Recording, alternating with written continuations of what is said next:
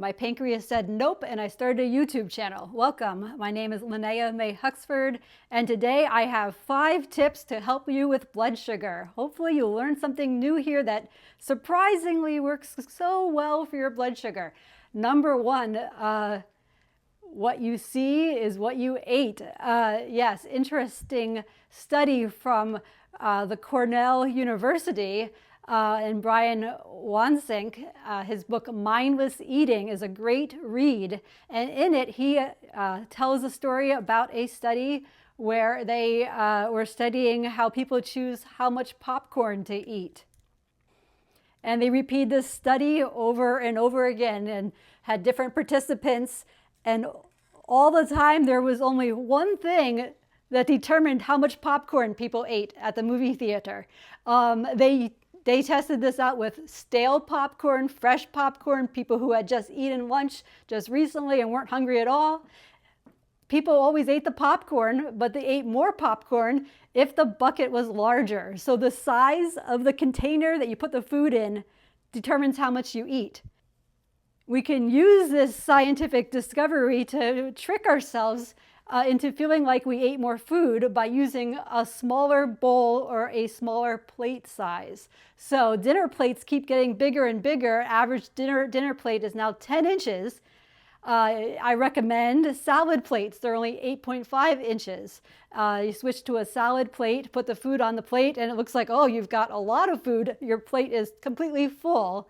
And that will trick yourself. Your psychology will be like, oh, I ate a full meal. You'll feel like you ate more than you really did. And watching portions is definitely helpful for blood sugar management. If you're interested in more psychology of eating, check out his book called Mindless Eating. I will link to it in the description.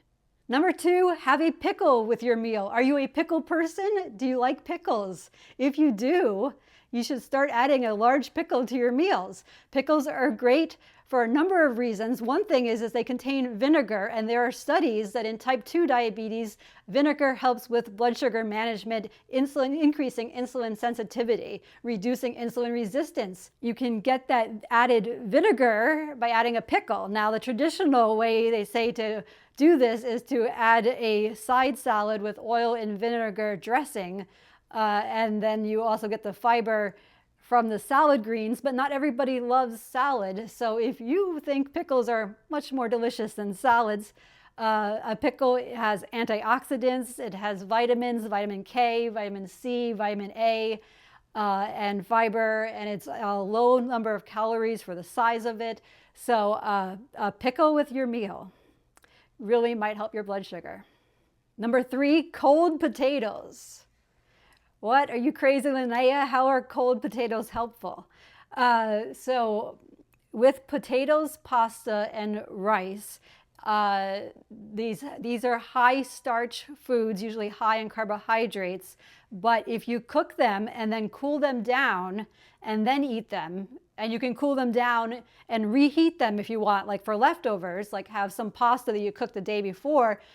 If you let it go through that cooling process, it actually converts digestible starch into resistant starch through a process called retrogradation. This resistant starch is not absorbed by your body, but it actually feeds the billions of bacteria that are in your digestive system. I saw one site calling these the friendly bacteria. I would say, I'm not sure they're my friend, but they are helpful, right? There's this good bacteria, the microbiome, which is a field of scientific discovery that is just groundbreaking. It turns out that a lot of our natural immunity process actually depends on having a healthy microbiome.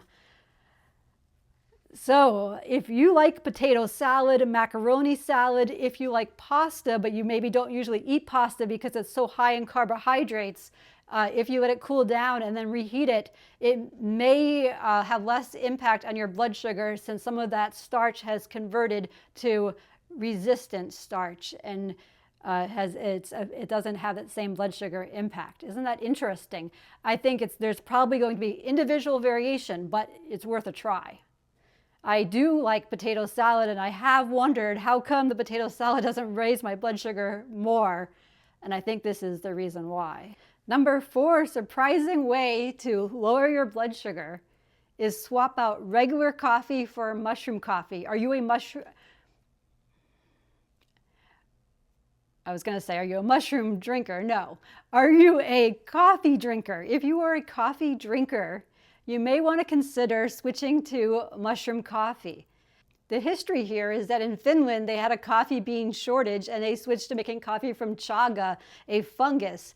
And then they started making coffee from all these other medicinal mushrooms, lion's mane, reishi, turkey tail, cordyceps mushrooms.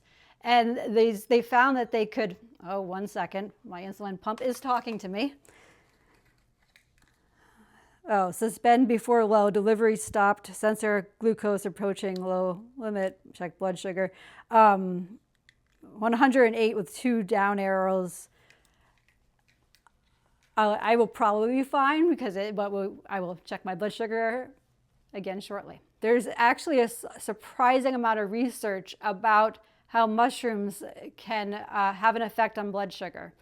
And I do personally find this to be true, that if I have mushroom coffee, especially mushroom coffee with chaga in it or reishi, it seems particularly, that I need less insulin. So it's having an impact on my insulin resistance or my insulin sensitivity. And there is a warning on the package here that says consult your physician before use if you are pregnant, lactating, or have a medical condition or are taking any medication. And if you do take insulin or any medication for diabetes, you should consult with your doctor. This is not medical advice. I am not a doctor, and you do not want to get low blood sugar.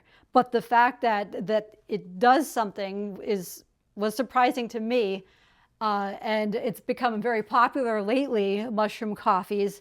And the other possible reason you might want to consider switching to mushroom coffee is it has less caffeine generally, although there is a high caffeine version if you want that. But they have a half calf mix and even a decaf coffee one. And I will link to these in the description here. But reducing your caffeine can also help with blood sugar. For some people, caffeine increases blood sugar. And it can definitely increase feeling of stress and stuff. And those stress hormones are linked to insulin resistance. So surprisingly, relaxing and doing things to be calm and not drinking a lot of caffeine helps with that, can actually help blood sugar. So that's number 4 thing. Consider switching to mushroom coffee. There's a lot of different types. I will put my favorite ones in the description. My favorite one really is this focus one that has lion's mane in it. Lion's mane is great for memory and cognition as well. And it's also an interesting looking mushroom. I grew it. There's kits you can grow your own lion's mane, and you can even eat it, put it in your salad.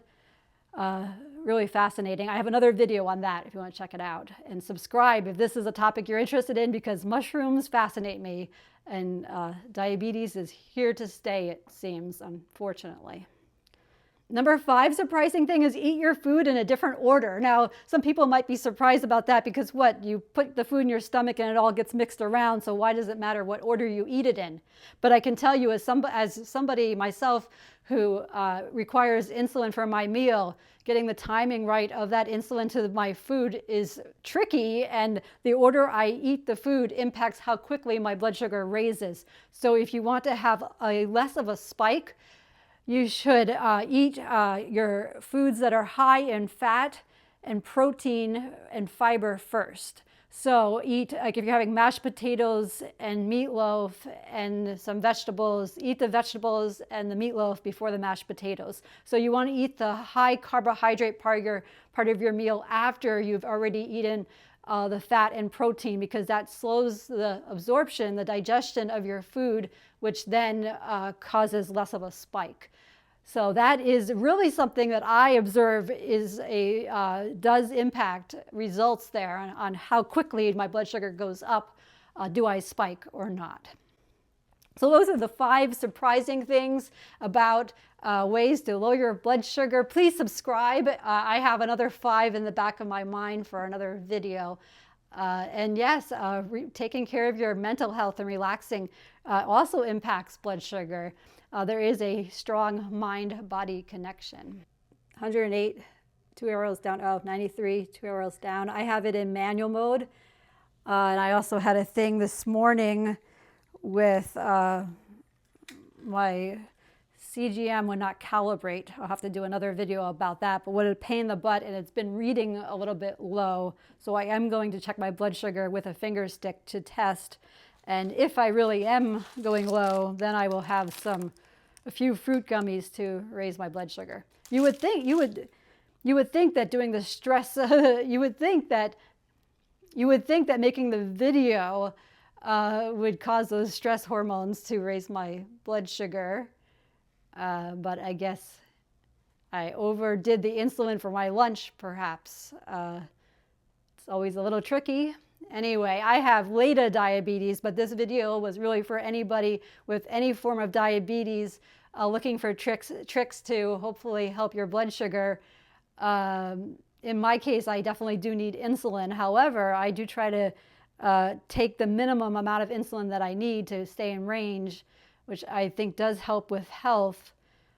That's tricky to try to keep my insulin resistance down and my insulin sensitivity up. So no matter what kind of diabetes you have, trying to improve your diet and following these little tricks to try to improve your blood sugar seems worth it, especially if it's something small like using a different size plate or bowl. Use the psychology of it.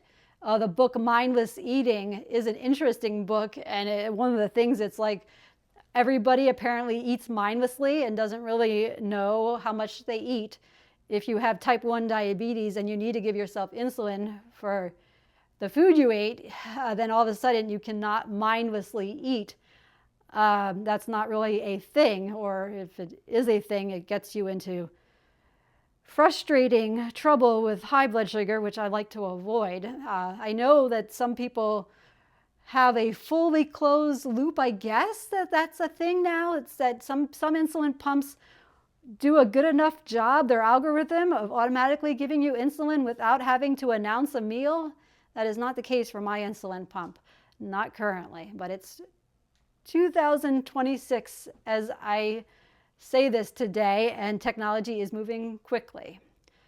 I really feel they need to get better with the tech. If you haven't already subscribed, it really does make a big difference to get my videos visible here on YouTube. So please subscribe. Thank you very much.